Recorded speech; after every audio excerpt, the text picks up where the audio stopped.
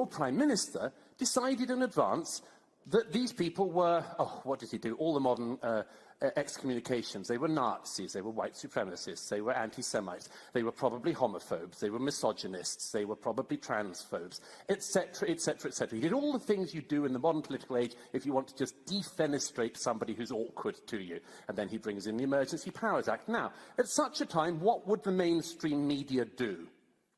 It would question it. It would question it. The Canadian mainstream media did not. The Canadian mainstream media acted as an amen chorus of the Canadian government. I will give you a couple of examples, but ladies and gentlemen, I could go on for hours with examples of this. You had a CBC host describing the Freedom Convoy as a, quote, feral mob. You had a Toronto Star columnist saying, quote, sorry for the language, it's a homegrown hate farm that was then jet-fueled by an American right-funded rat-fucking operation. Jesus, they can't even write at these papers anymore. CBC said that 2 Indigenous women were so scared to go outside in Ottawa because of racist violence, didn't bother to mention that Indigenous drummers had led the truckers in an O Canada rendition. The National Observer said that the many black and Indigenous Freedom Convoy supporters were in fact duped by the truckers. The Globe and Mail reporter said, my 13-year-old son told me to tell protesters I'm not a Jew out of fear of anti-Semitic violence, without mentioning that one of the leaders of the convoy was himself Jewish. Now, why is this so rancid? Utterly, utterly rancid and corrupt. Because in this country, your media, your mainstream media, is funded by the government.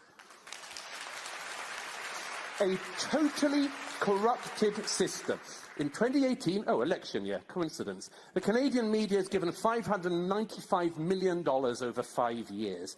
The Toronto Star estimated it was going to be getting $3 million from the government in the first half of the year.